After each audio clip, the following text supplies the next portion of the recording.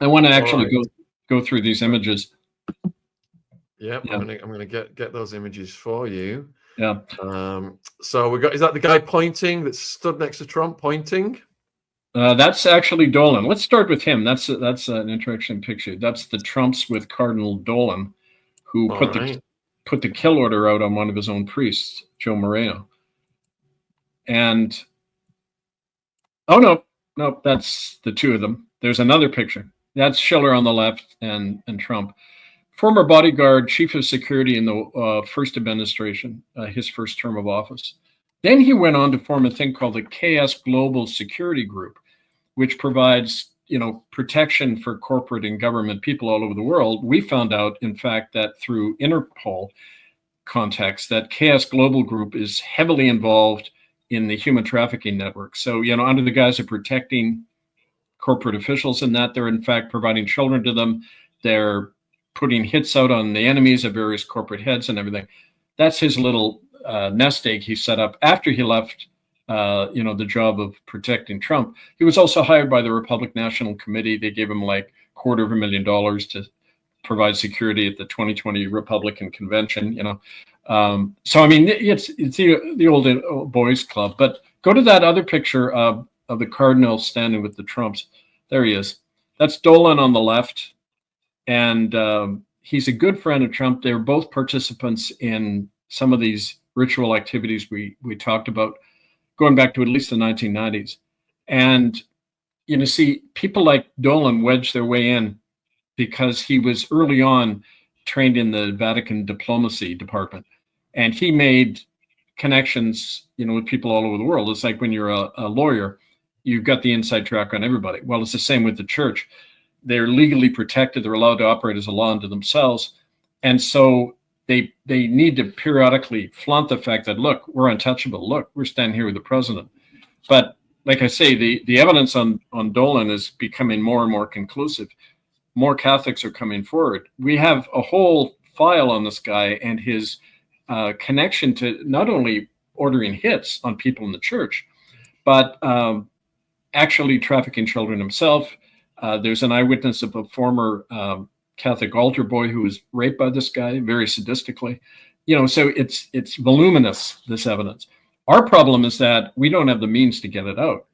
And it's completely swamped whenever you put any of this stuff up on the quote mainstream. It's blocked, it's shut down. I think right after the first interview we did, I think we had something like close to 500,000 hits. And we must have reached some kind of critical mass because I forget which it was.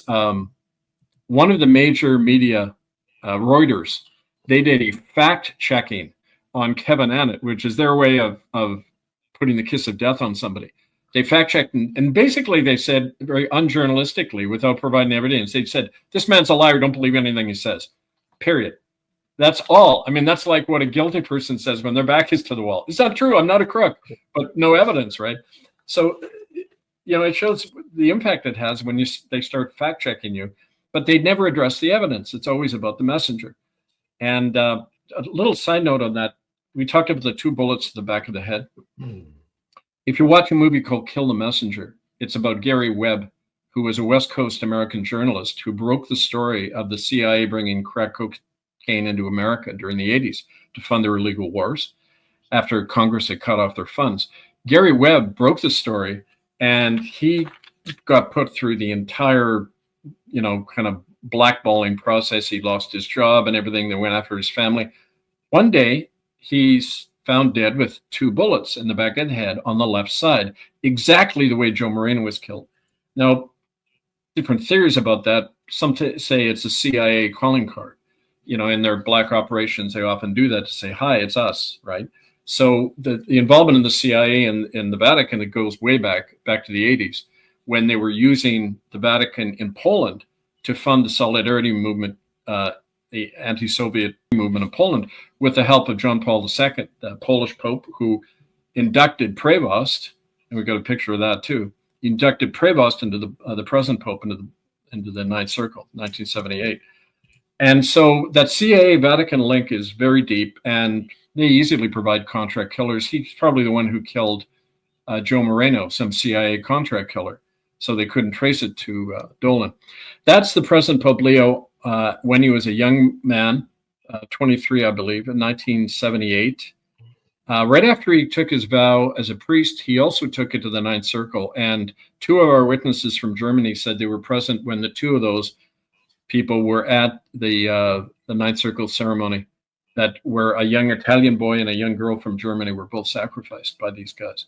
And so it was his induction, and he then became a safe candidate for the Pope, right? That's how it works, right? So anyway, that was a lot of kind of things to mention, but it's all relevant. It's all kind of part of this beast we're exposing, right?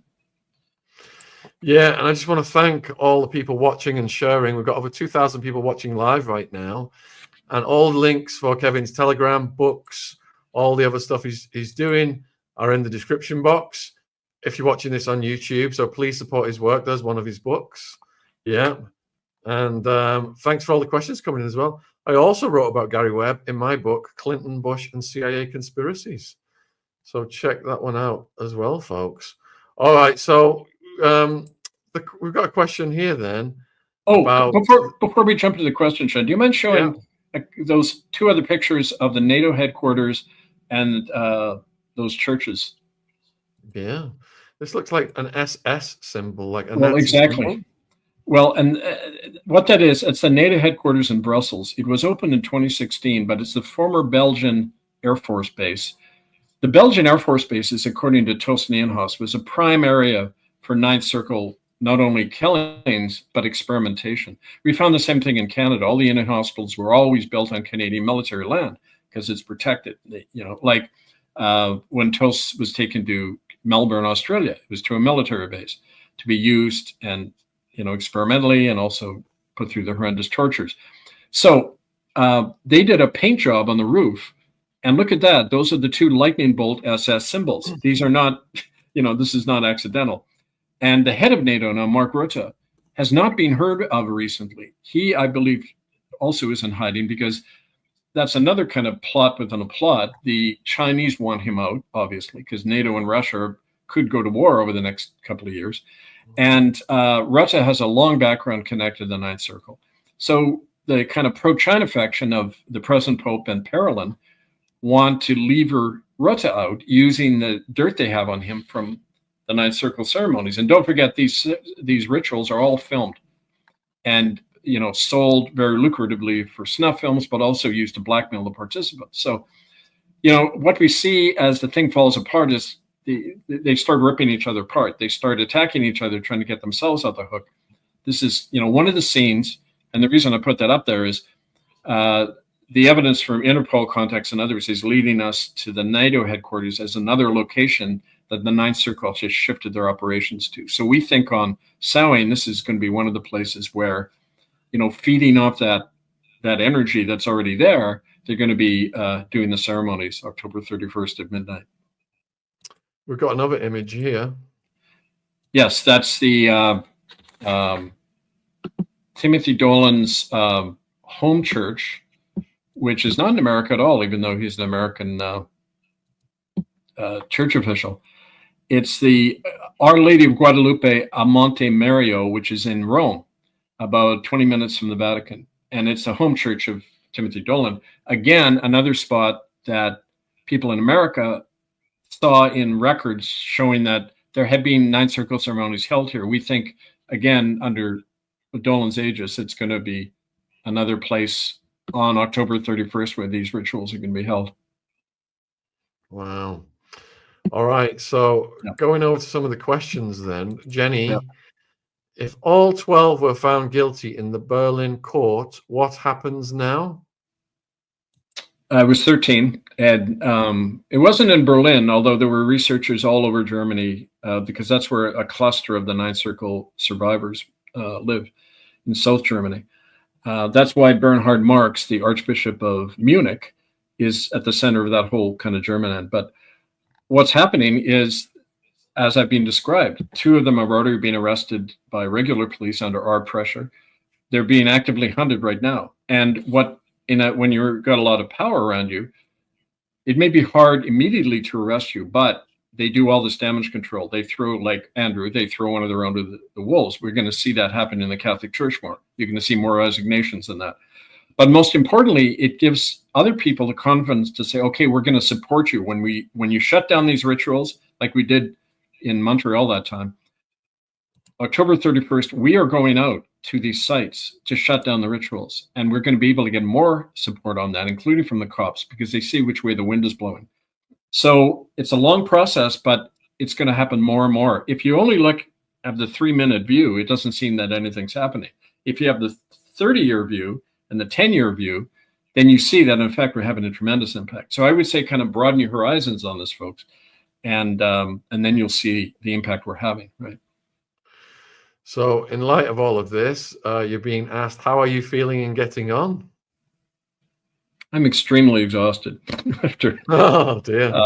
Yeah, and it's fortunately my bodyguard Joseph kind of runs herd on me like a mother hen. So I've been taking more time off. We have a number of, like the place I am right now, very pretty secure safe house that we operate out of.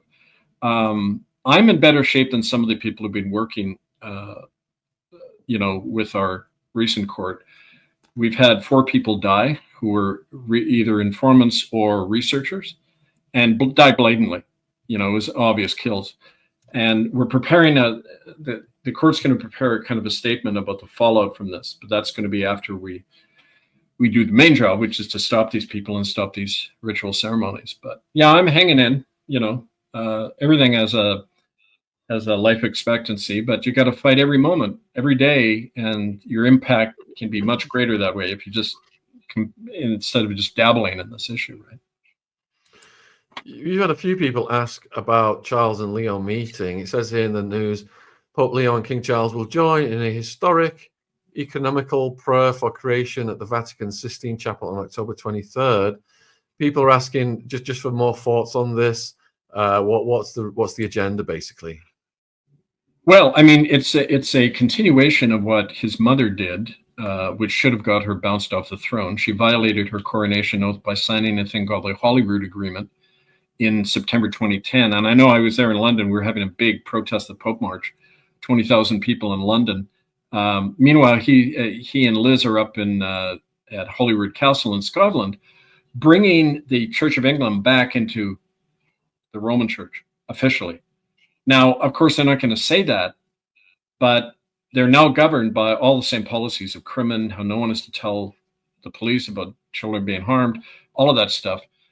No doubt they're doing that at the Sistine Chapel. There's undoubtedly going to be a ritual there. They're both going to be involved in sacrificial rituals. I think probably Prevost, Pope Leo, is doing that to shore up his own position because he knows that Trump is gunning for him.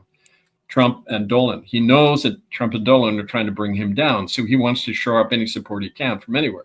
That would be kind of my initial estimate of that. But we're going to have people there. Our Italian people are going to definitely be there to try to put the cuffs on both of them, or create a big kerfuffle in so doing, right? Yep. Thanks for all the questions coming in, folks. Keep them coming. You're getting asked, do you think that Prince Andrew and Charles are using religion to hide behind? That's what religion exists for. The biggest, when you look historically, thousands of years ago, the first states arose as religious states.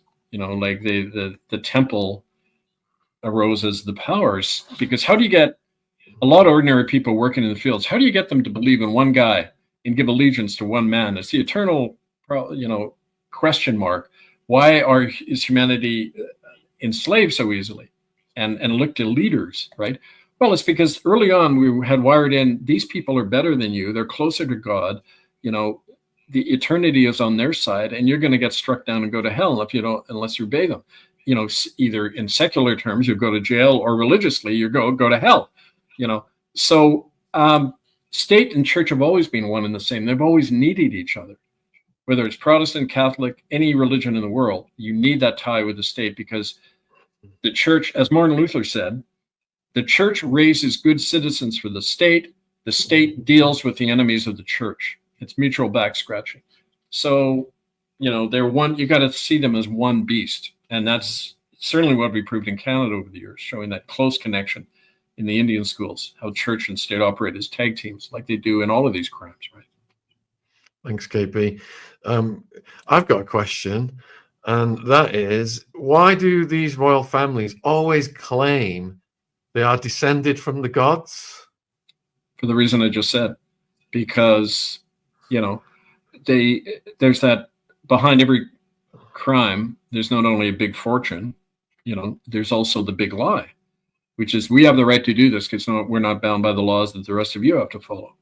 And once you realize that, then you realize there can be no justice in your system, in the existing system. The system exists to support that lie and murder. And the only way you get justice is by doing it the way we've done it, which is operate outside their system and on your own terms. Not a lot of people know how to do that yet. And that's why we wrote this book, which is one of the ways that we're teaching you how to do that. And also, most importantly, by doing it and getting people engaged. Because we found all over the world, when we do these actions, the bad guys fall back.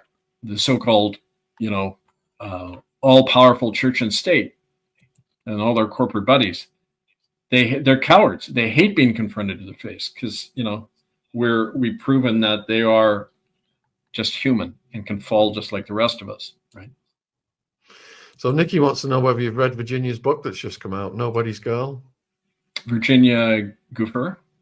Yeah, it's just come out today. It's like the biggest story in the world because she's detailing about Prince Andrew, a prime minister that brutalized her, billionaires that brutalized her, and it's everywhere.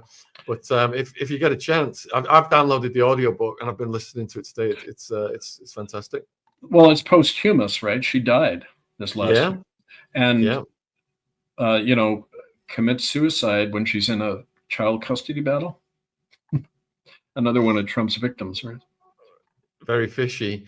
So you've got a question about Trump that's just come in, because, you know, we've seen they said they were going to release the Epstein files, and we've seen Trump and his cronies protect the Epstein files.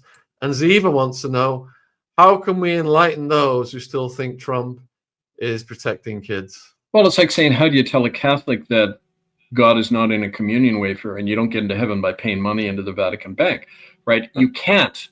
You know, they're too wired in and too brainwashed. But there are some, and I've talked to former Trump bots, I call them, you know, that they're beginning to see what's happening. Yeah, and there is a certain percentage, and enough, if there was such a thing as called a free election, there's enough of a loss in his support that, you know, he wouldn't have got in. But the point is that it doesn't matter who's in because we're talking about the same beast here. So, I mean, yeah, I don't know. That's my take on it. Well, let me just do a quick poll then. Viewers, in light of Trump protecting the Epstein files and, you know, probably going to release Ghislaine Maxwell early, put a 1 in the chat if you still have faith that Trump has got Virginia's mission and best interests at heart. Put a 2 in the chat if you think if Virginia was alive today, you know, she would be tweeting the hell out of Trump, having people meet Maxwell, releasing Maxwell early, Maxwell getting moved to a soft prison. And this is the complete opposite, basically, of what we were promised, because many of us had faith and we are absolutely disgusted. See, lots of 2s coming in, lots of 2s coming in. Yeah, thank you. Well, loss of faith is the first step towards enlightenment. Yeah. Blind faith. We've got another question. The Catholic Church in Ireland is very much dying, but do you say these rituals happen under a different disguise? Oh, yeah. I mean, it isn't just the church that they use to operate within and behind, you know, but they're just the most convenient because psychologically people find it hard to believe that Christians would do these things. Legally, the churches are above the law and are exempt from prosecution most times.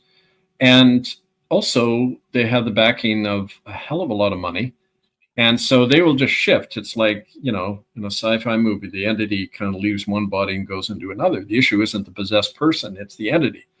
And that brings up a whole other question of how you fight this thing spiritually, which we're also doing, which we don't talk about too much because it's hard to put into words and it might get interpreted the wrong way in religious terms.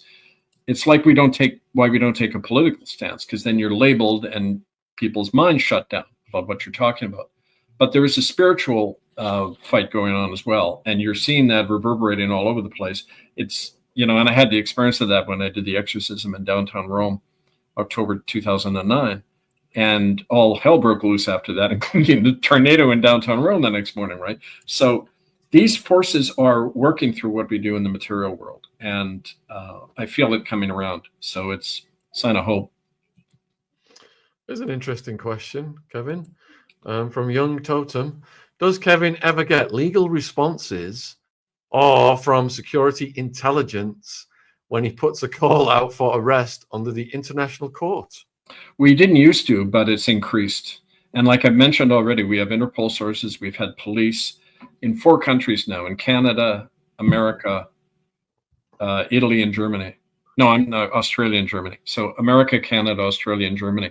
Police in all those countries and intel people have provided us with a lot of evidence. We had, even years ago, and there was an Ottawa policeman, Kel Gadban, who assisted in the takedown of a Ninth Circle ceremony at Marie Rendevant Cathedral in Montreal. He was found dead 2 weeks later in the Ottawa police station. Again, suicide. But so there's a price to pay, and cops know that. It's like a soldier in war. They know the cost of taking a stand. It'll cost you your life.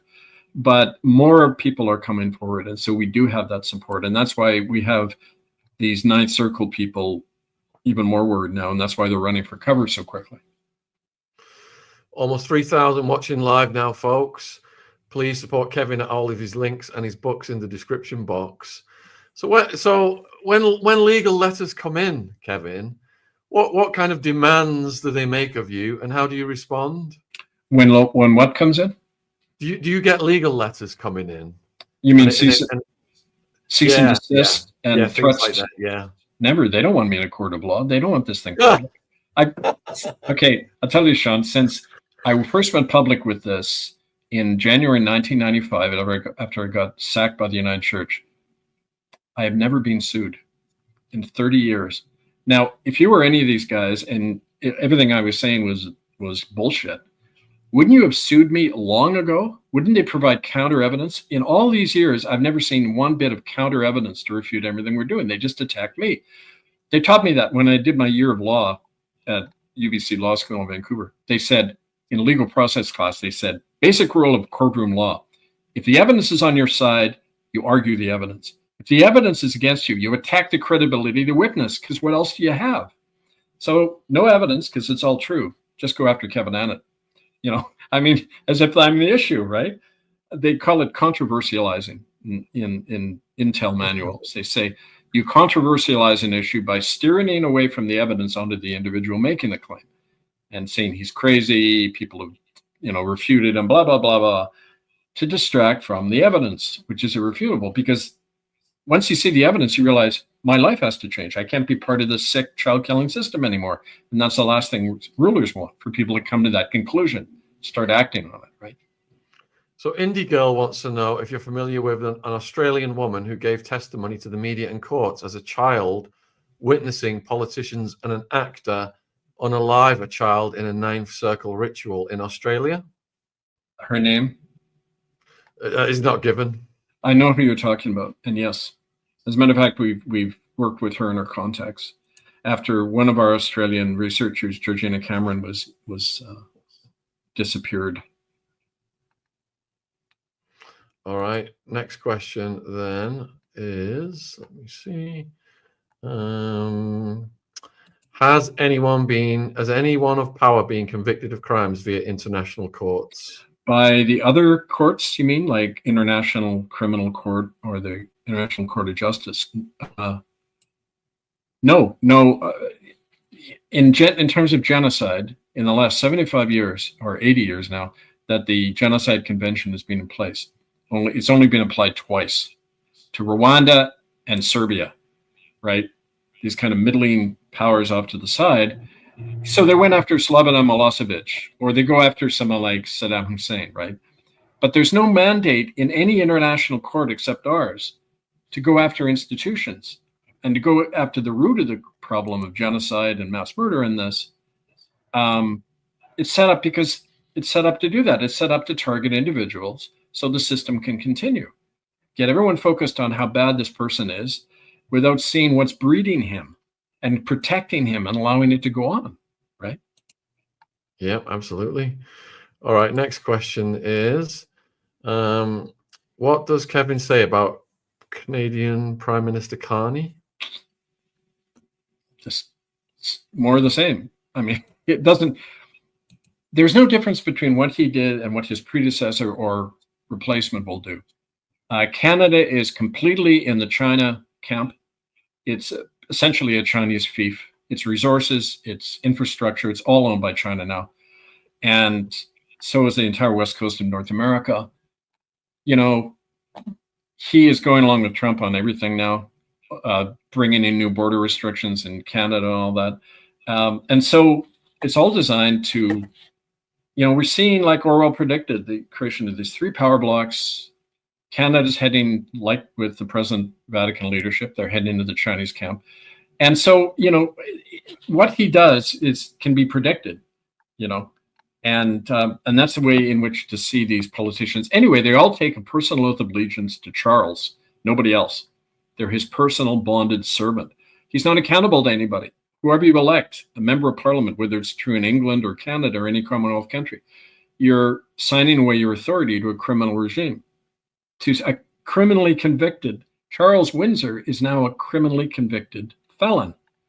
And when you take your oath of allegiance to him, you're complicit in a crime. So, I mean, it indicts the entire political system in any Commonwealth country, right? Frantar wants to know, was Emanuela Orlandi kidnapped by the Ninth Circle?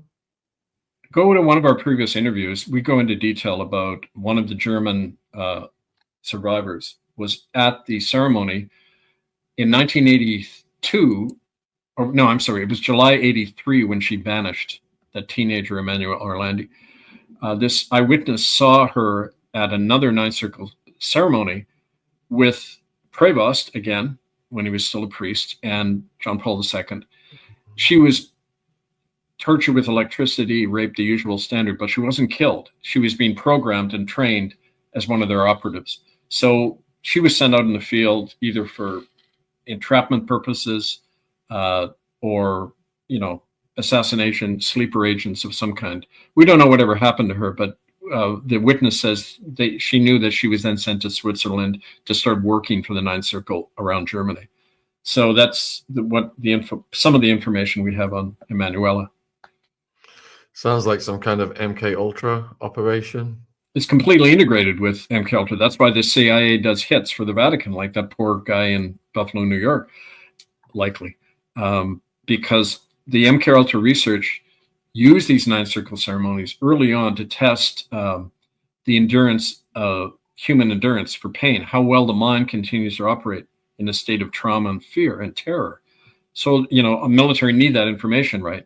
But drug testing protocols, it's what brings in Pfizer, you know, Albert Bourla, one of the other convicted guys, CEO of Pfizer, all of them involved in this because it overlaps, you know, the military and medical, genocide, all this stuff. It's all part of the Ninth Circle protocol. That's why it keeps going so well, right? Yeah, Pfizer, who Trump just gave 70 million of taxpayers' money to, sending Pfizer stock through the moon. Susan wants to know, are all churches involved, Kevin?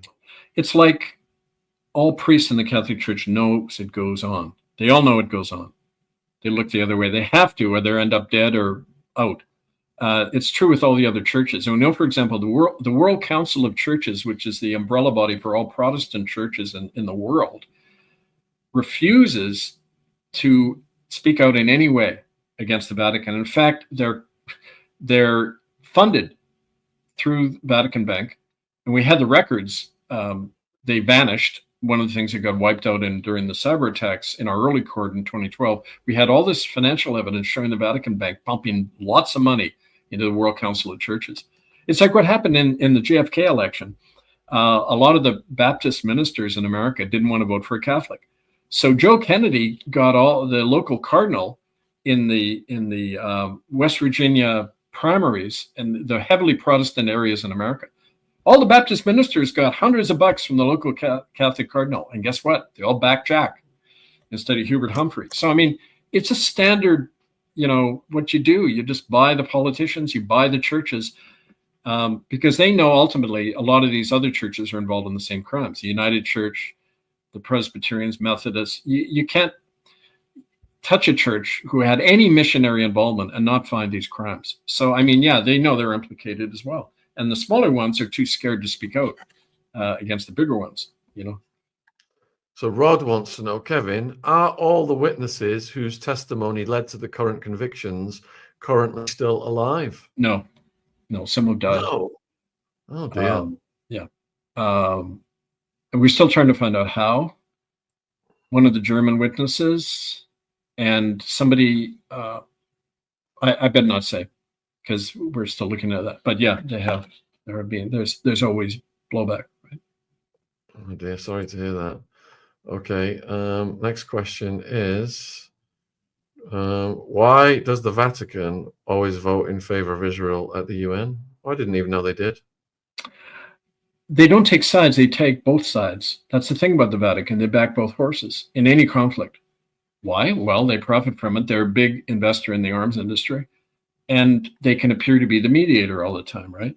But they'll blow whichever way right now leads in China's direction. If the coup that Dolan and Trump are planning happens, and Dolan is in as Pope, it's going to start switching the other way, and the level of conflict is going to go through the roof, because then there'll be a serious fight between China and the Vatican and NATO. So could spark a war. Who knows? I mean, it's just that game, that thousands-year-old game going on, right? Yeah, you got a question about Dolan. Let me see if I can find it in the pile. Will Dolan support the Muslim Mir when he inevitably gets elected on 11/4? I don't know. Like I said, it's if it is. If he is going to support it, it's for not only his own personal situation of having to avoid arrest and avoid any more of this stuff coming out, but for the bigger geopolitical thing I'm talking about, right? So Johnny wants to know, has mainstream reported anything about the court case that you are aware of? Corporate media, never. They're not allowed to, and they're owned. I mean, they're owned by the very big pharma and the other corporate interests that we're going after. So they haven't felt the need yet, like they did after that first big interview with Sean, to go after me, right? Because it'll never be about the issue. It'll always be about me or some other person who's come forward, just to discredit, just to attach fear to our name so that people won't look at what we're bringing out. Right? YouTube has suggested to me some interviews you've done, Kevin, with other independent journalists. Do you want to give a shout out to them, to our viewers? Which concerning? You've done interviews with other independent journalists. Yeah. Do you want to let the viewers know about those independent journalists to give them some support? Yeah, there's the Imagination podcast in America, a woman called Emma. There's some folks in England. I better check with some of these folks before I announce them, because they'd be concerned about. They asked me to be a bit circumspect about mentioning them, so I want to check with them before I mention who they are. But there have been independent media who have covered this. But the problem is that even the independent so-called alternative media, they are very loath to take on the church ever. I find it very rare that anyone's willing to criticize the Vatican, right? Absolutely. Yeah, that's sensible what you just said about asking them first. All right, so Young Totem, the structure of Canada and calls for arrest put out by Kevin. Do lawyers from respective parties try to get Kevin with defamation? Like you said earlier, isn't it, that they don't want it all the dirty laundry out in court? Defamation, you have to prove. You have to prove that your livelihood or life has been damaged by this nasty person. How can they prove that? It's my life that's been damaged and destroyed by them. Why would they want to get that into court? They don't. They just do the fear and smear campaign in the background, and it works very effectively because people want to believe bad shit about people, especially a white male, right, who was in the church. I'm a perfect target for a lot of people in this politically correct era. So no, bring it on. I hope they hit me with a defamation suit. I would love that.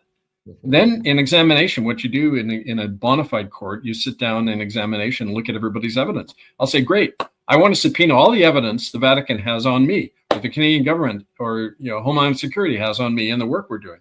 That'd be great. So this is a formal invitation to please sue me for defamation. Dak wants to know, is there anyone to carry the torch if something happens to you? There is, but not as effectively, because people don't know. They haven't lived. I'm kind of a survivor of Atlantis, unfortunately, in this, because I'm the only one, besides a few, very few individuals who are all tend to be in hiding, especially some of the indigenous eyewitnesses. Only I know the story and the history. And that's why, in interviews, it's hard to kind of encapsulate everything from all these years of experience. So what I'm trying to do is summarize it and teach lessons like in these books, right? The Common Law Training Manual, this kind of consolidating my experience. We're working on a documentary which is going to try to sum up this whole fight over decades and the lessons we've learned, the bigger lessons about the system that's creating this. I want to get that out before I'm taken out, because I will be one day. I mean, they don't, and that's not paranoia speaking. It's just a fact. They don't eventually let these things carry on, and killing people in plain sight is the best way to do it. Like they did with that priest, Joe Moreno, obvious kill, and the police obviously covering it up, saying won't have any support if you try to go to court. Police are backing the killers. So, that's why I live every day knowing it could be my last, but that charges us up, not just in terms of our determination, but how much we can appreciate every day, the beauty of drawing breath every day and being able to carry on this fight. I deeply appreciate that now. And it's because my life is in danger. So that's why I say to people who get afraid, there's no reason to be afraid, because what can they do ultimately? Take your life. It doesn't stop the truth, right? And Kevin has had multiple attempts on his life. All right, so next question then. And thanks for all your questions, folks. If you have missed your question, keep putting them in. We've got about 10 minutes or so before we get to the hour, and we've got the Thai prison podcast coming. All right, so has Kevin been in touch with Eric Karlstrom, researcher on gang stalking MKUltra? Nope. Send him my email or send him mine. Does Kevin know about the connections with the Ninth Circle and secret technology and alien life? I don't want to comment on the alien aspect, because it's fraught with a lot of sensationalism and assertions which haven't been proved. But the technology, as we've talked about, the mind control and biotechnology, bioweaponry, used, deployed against all of us now, that was perfected for many years in the Ninth Circle and similar ceremonies overseen by these churches, right? Yep. All right, next question. Is there any hope for the future? From Trish. Well, I almost died when I was 2 years old in an oxygen tent. I have bronchial asthma. And after that, drawing a breath for me is an act of hope. Like, hey, I'm alive another day. This is great. And that got even more the case after my life was ripped apart and after I survived the poisoning in 2021, and which almost killed me. And, I just, of course there's hope. If you don't have hope, why just pull the plug now, folks? You create the hope by what you do. It doesn't just fall like manna out of heaven. You got to create the hope for others by standing outside these churches and calling them up, by going in and shutting them down, by arresting these people. That's how you recover life, right? And give hope to the people around you. I had a lot of Native people say to me, Kev, the only reason I haven't killed myself is because you're giving us hope. Not just even you, but the thing that you're sparking is giving me a feeling that I can do something against these people I've been afraid of my whole life, right? And there's nothing more. That's to see that in somebody's eyes who've been crushed their whole life. That's worth dying for. What is, saving a child's life? Is there anything more worth dying for, right? Absolutely. You would think that it would be a priority of the justice system to protect the lives and safety of children, but it absolutely is not, and it's preposterous. These monsters get slaps on the wrist when they do indeed get caught, which is rare. It's insane. The whole thing's upside down. All right, so Goldie wants to know, if the assassination of Charlie Kirk was a warning. Yeah, what evidence we have is that being killed in Salt Lake City, then the Mormon leader, Russell Nelson, dying, probably killed right after that, the attack on the Mormon church in Michigan to distract, away from a double hit. We think this is all tied into the Dolan-Trump plan to grab, you see, the Mormon wealth is almost equal to that of the Vatican Bank, over 167 billion in assets. And it's a big nest egg. And Kirk knew a lot about this stuff. He was an insider. He knew about Trump's connection to some of these deaths that had happened, including Virginia Giuffre's, those two Deutsche Bank officers. We've talked about this in previous interviews. So anyway, yeah, of course, it's all connected, and we're finally seeing some of the links, right? Absolutely. All right, next question is from Jane. The leaders on the list of 13, 2 have stepped down. Will they be arrested, i.e. Dolan, Welby? They've started to arrest themselves. When you step down, or when Ratzinger hid out in the Vatican until the day he died after he got convicted, that's how these people are stopped, because they stop themselves in fear or because they're ordered to, because the other people don't want to be implicated, so they isolate them. Yeah, I mean, so you'll see more of that. But like I say, Dolan's tied in with these bigger forces that they have a vested. The system has an interest in keeping people like him going. So it's up to all of us to change that, right? So, a question from Malcontent. Thank you for being a beacon of light in the darkness, Kevin. Seeing that Mark Rutte is one of the 13, has the previous NATO chief, Jens Stoltenberg, also been involved in these things? I don't have specific information on that person. I don't know if it's a he or a she, but that name hasn't come up. But you can't move into a position as head of NATO so easily with this huge background Rutte had in the Ninth Circle. He was even named in the media as covering up the disappearance of children, of being implicated in those disappearances himself. How does someone like that move into the head of NATO unless there's an environment there comfortable for him and willing to protect him? So undoubtedly, the military grounds, church grounds are always the place where these crimes happen. And what better umbrella for this than NATO, right? Don wants to know, can we arrest the entire parliament? I wish we could, folks, because they are just so phony, liars, psychopathic, mass murderers, enablers of all kinds. Yeah, they need to go. Well, here's what we suggest in here. And through activities like the Republic of Albion that's been set up in England, the Republic of Canada, and around the world, attempts at this. You don't worry about the dinosaur. You don't worry about these guys. They're going to collapse under their own weight of corruption and crime. You create your own. You create your own local assemblies. This is how our whole common law court movement got off the ground. You create your own citizen inquiries, your assemblies where you can pass laws. And they've started to do that in America. They're reviving the 1776 tradition. And I was just talking to some people in Pennsylvania today who have convened a citizens' assembly that nullify Trump's executive orders and say they don't govern us. We have no say in this law. We're not governed by it. We create our own laws. And that's how you take back power. And that's what gets them scared, not mere protest, which the system accommodates all the time. You can have 1 million people in the streets. It doesn't really change anything unless you're creating an alternative and pulling people out of this murderous system.